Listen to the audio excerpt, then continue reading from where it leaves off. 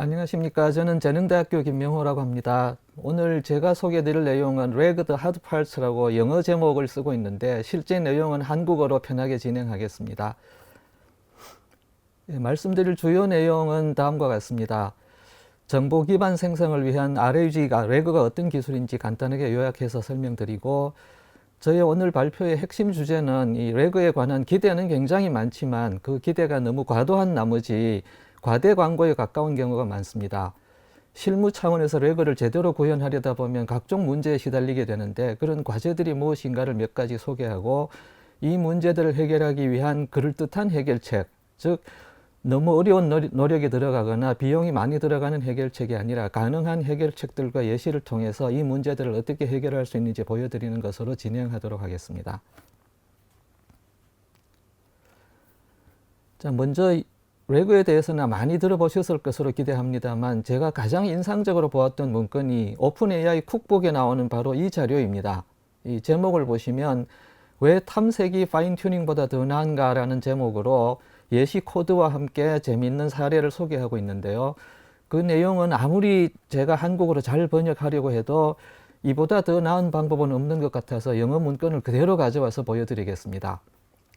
이 제목을 보시면 대형 언어 모델이 지식을 어떻게 배우는가에 대한 제목인데요. 우리가 대형 언어 모델의 환각 현상은 잘 알려진 문제입니다. 아시다시피 있지도 않은 것을 사실인 것처럼 그럴듯하게 잘 꾸며내는 능력이 탁월하다 보니 많은 분들은 잘못된 지식, 잘못된 정보를 사실인 양 착각하고 그것을 자기들의 업무에 사용한다거나, 심지어 법정에서 잘못된 판례를 들고 변호사가 잘못 변호하는 사례조차 있습니다. 근데 사실 이런 문제는 대형 언어 모델의 문제점이라기보다는 그것이 오히려 창의성의 원인이 되기도 하고, 대형 언어 모델이 더욱더 많은 문제에 응용되게 하는 기본 동력이 되기도 합니다. 그럼에도 불구하고 우리가 대형 언어 모델에서 기대하는 또 한 가지의 중요한 측면은 가능하면 사실을 기반해서 대답해 줬으면 좋겠다고 하는 기대가 있다는 거죠. 자, 이 기대를 충족시키기 위해서 어떤 노력을 기울여야 하는가, 그것이 바로 오늘의 주제이고요. 이 노력이 어떤 난관이 있느냐 하는 것이 더 큰 주제입니다. 이 오픈AI에서 말할 때 대형 언어 모델이 지식을 더 확보하는 방법, 즉 대답을 할 때 함부로 말을 지어내지 말고 가능하면 사실 기반으로 대답하게 하는 좋은 방법이 두 가지가 있다고 제안했습니다. 그 한 가지가 모델 가중치를 조절하는 방법, 흔히 파인 튜닝 한다고 그러죠.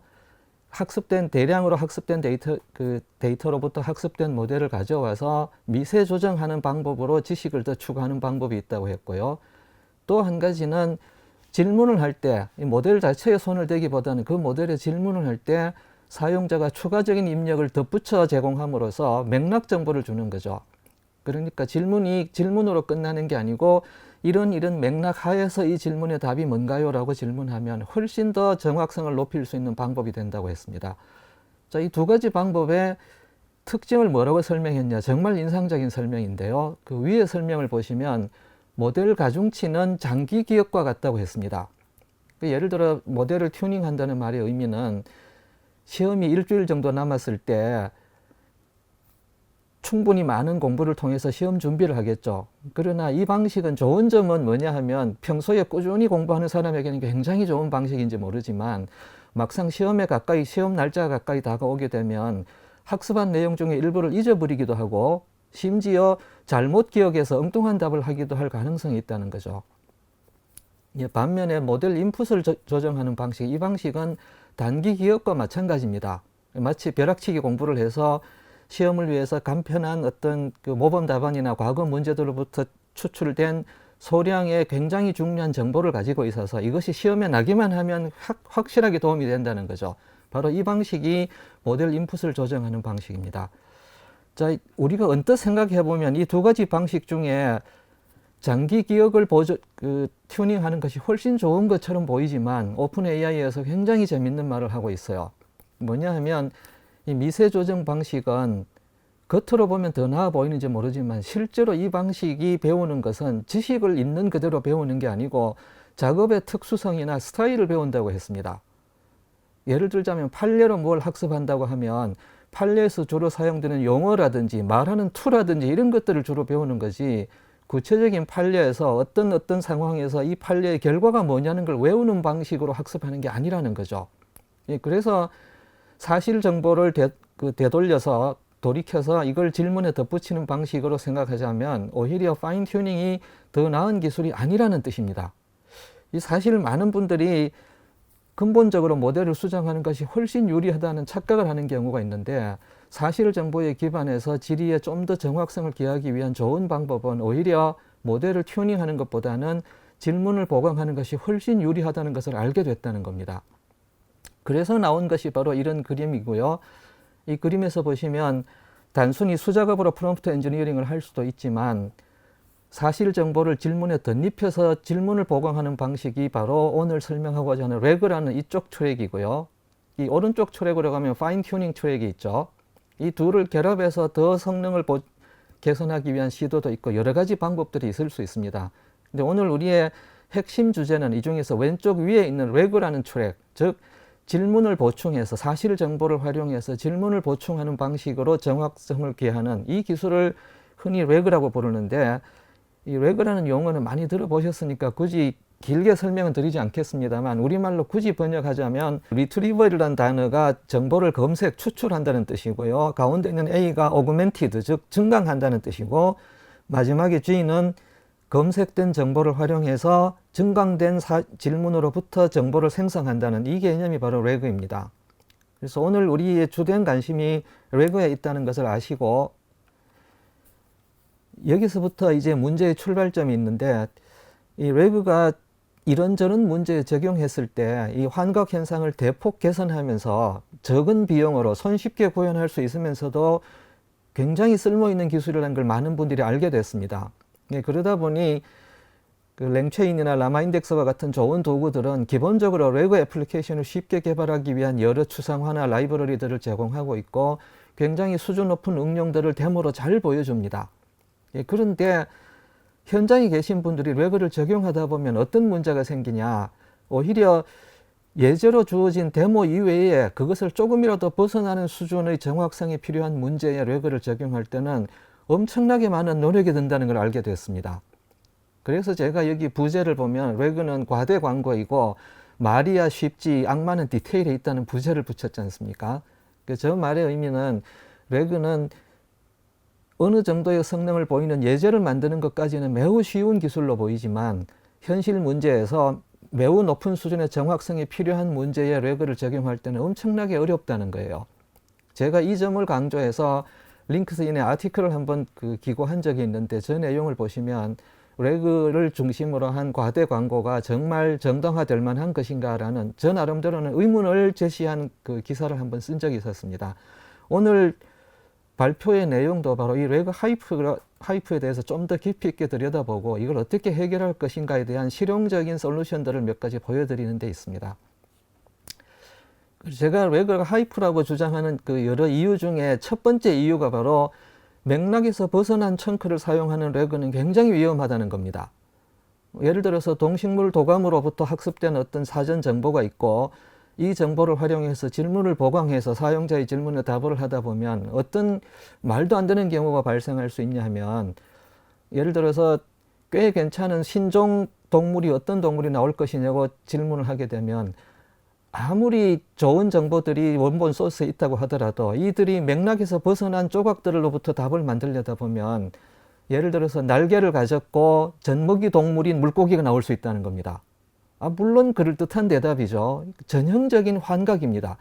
우리가 생각하기에는 레그 기술을 잘 활용하면 이런 문제가 절대 생기지 않을 것 같지만 현실적으로는 충분히 그런 답이 얼마든지 마치 사실인 양 당당하게 답이 나오는 경우가 발생한다는 거죠. 이런 문제가 왜 발생하느냐 하면 이 레그 기술의 기반이 결국은 원본 정보의 원본들을 가져와서 그 원본을 의미 있는 단위의 청크로 나누고 사용자가 질문을 하면 이 질문과 가장 연관된 청크들이 무엇인가를 탐색한 다음에 그 청크들을 맥락으로 생각해서 질문하기 때문입니다. 그러니까 검색된 청크가 주어진 질문의 의도와 별로 관계가 없는데도 불구하고 그것이 충분히 유사한 형태의 청크라고 하는 잘못된 판단을 할 수 있는 기회가 있기만 하다면 그 답은 절대 정확성을 보장할 수 없다는 거죠.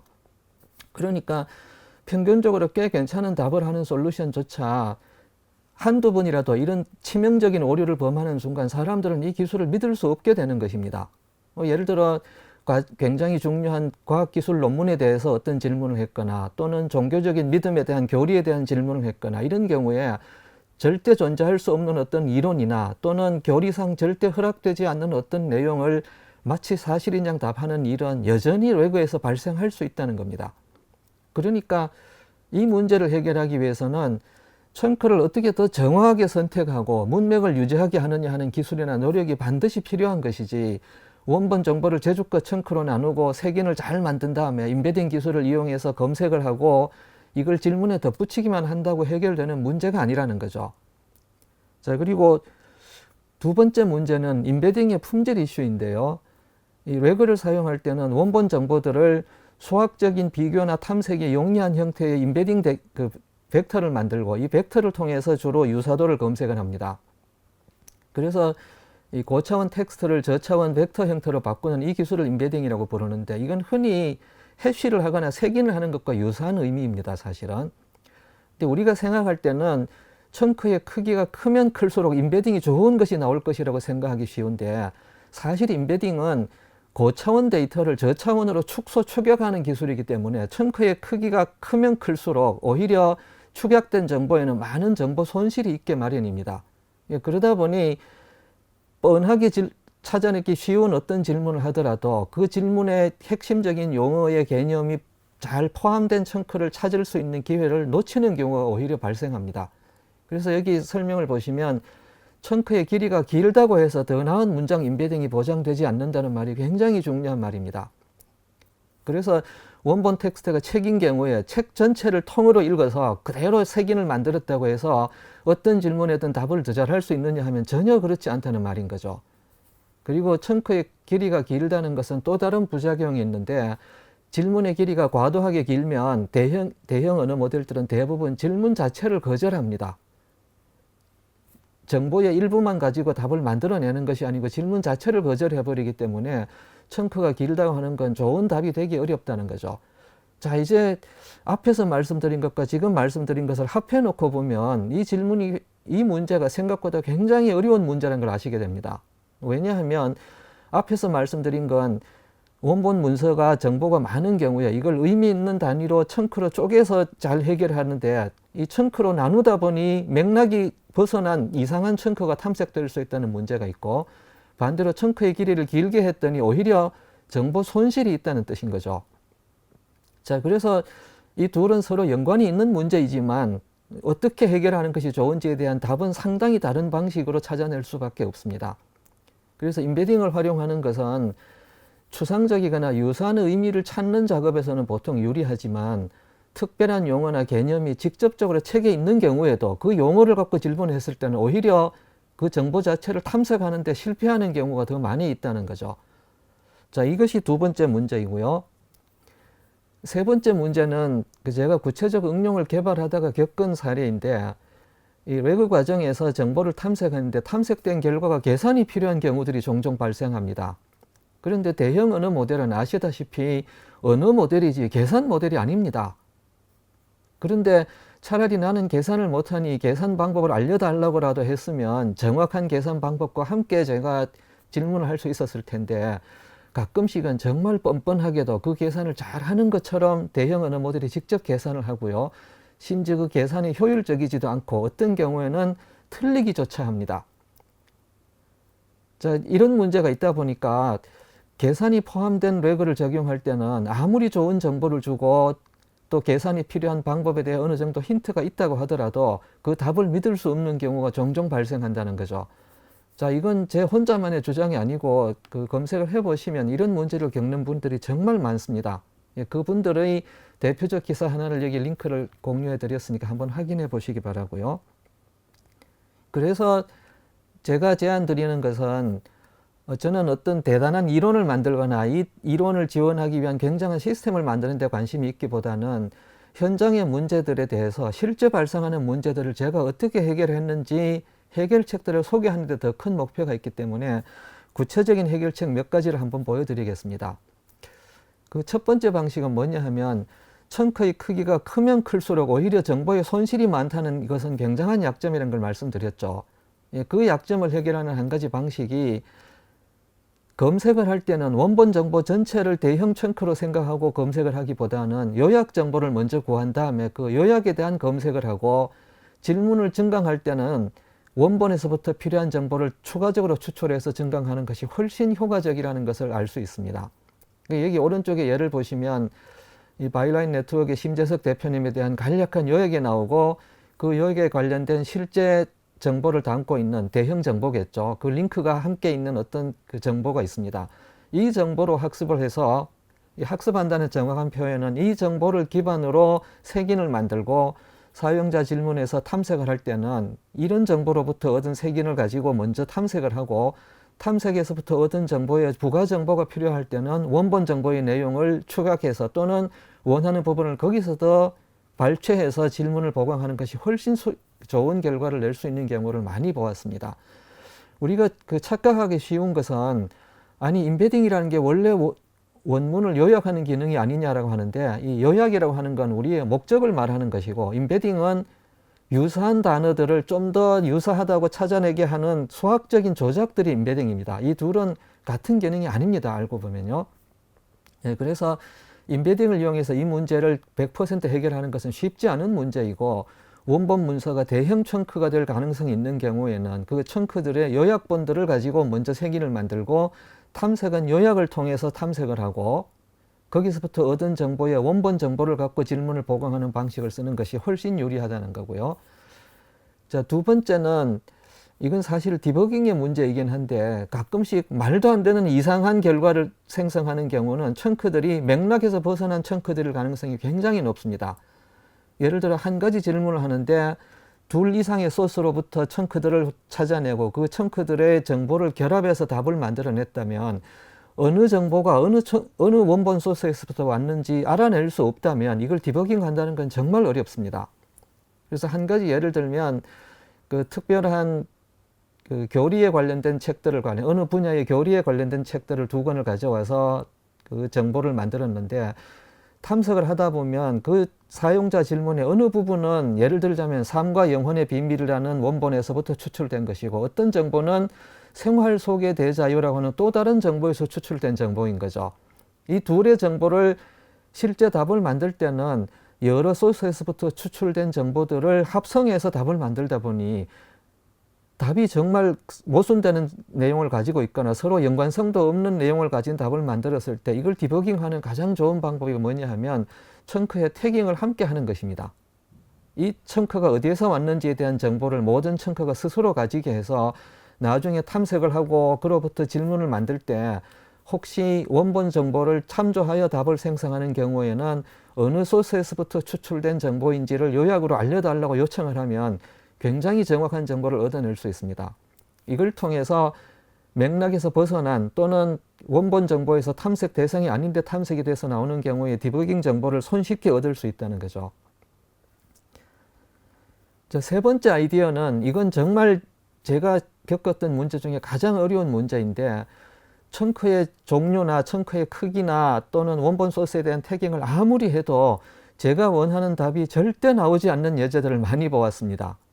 그 한 예를 들면 아까 말씀드린 어떤 그 교리 서적에서 천지개합과 천지개합이라고 하는 제가 생각하기에는 발음도 구별하기 어려운 이 두 가지 용어가 사실은 굉장히 다른 용어라고 합니다.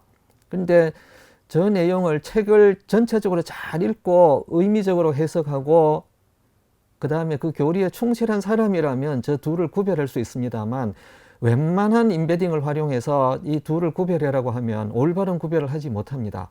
구별을 못한다는 의미는 천지개합이나 천지개합이나 둘 다 같은 소스를 추출해 가지고는 같은 개념이라고 혼동한다는 거죠.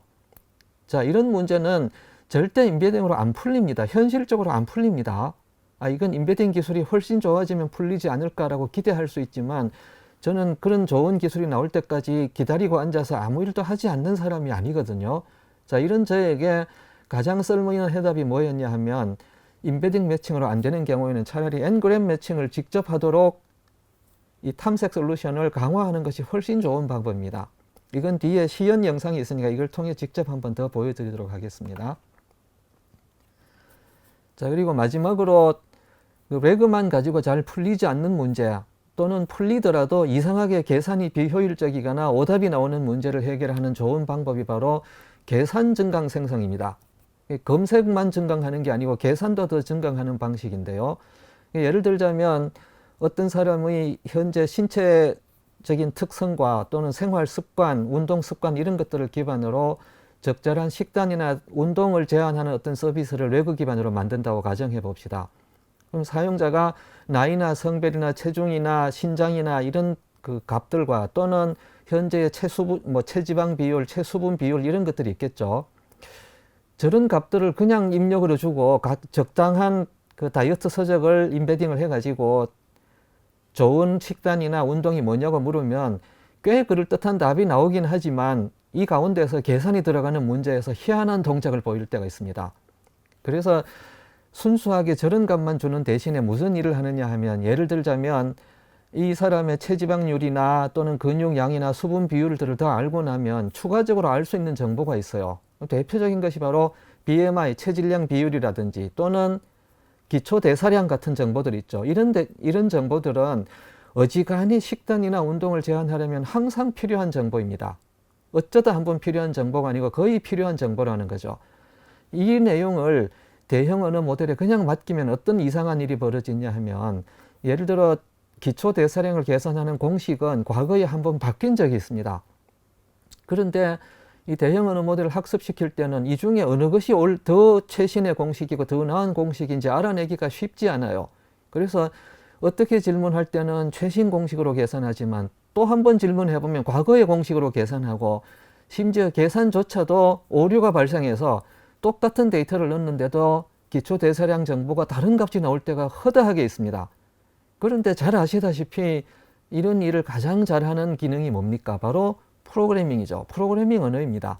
대형 언어 모델들을 계산을 하라고 시키기보다는 저런 정도의 일은 사전에 부가적인 가공을 통해서 계산을 통해서 BMI나 BMR을 먼저 계산하고 저걸로부터 이 사람에게 현재 체형이 뭔가를 찾아내고 바람직한 다이어트나 운동 플랜을 위한 개선 경로가 뭔지를 다 찾아서 이 정도의 정보를 다이어트 서적의 정보와 함께 질문에 결합해서 질의한다면 정확도가 굉장히 높아지겠죠.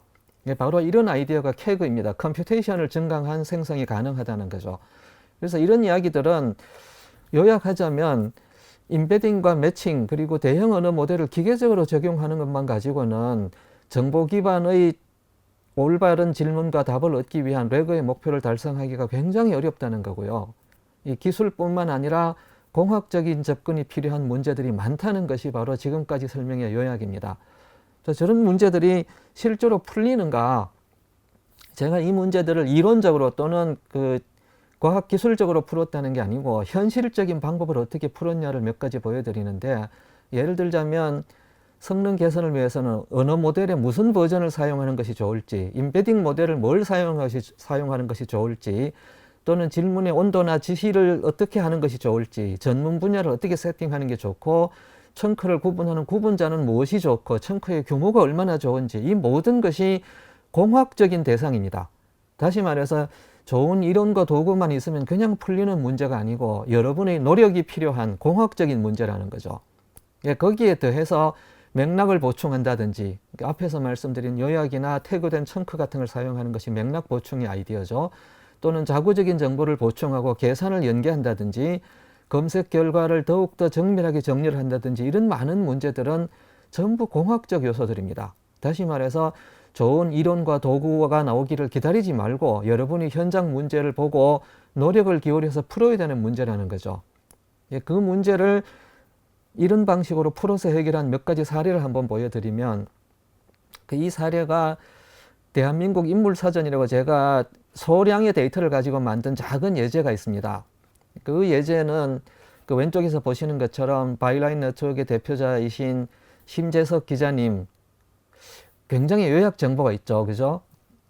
그 설립자이시고 편집자, 기자이신데 과거 다양한 IT 관련 매체에서 근무한 바가 있다는 것이 그 다음에 나오는 링크의 원본 정보의 요약 정보입니다.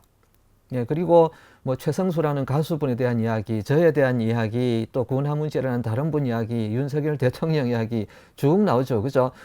저 정보들이 만약에 인물사전을 전체를 색인의 대상으로 삼았다면 이 색인의 정보가 적당한 크기의 청크로 나누어서 색인을 만들다 보니 정보기술 관련 인물들을 상세하게 요약해서 탐색해달라고 요청을 하게 되면 실제로 정보기술에 관련된 일을 하는 사람만 정보가 나오는 게 아니고 중앙정보부의 사람도 나올 수 있는 것과 마찬가지입니다.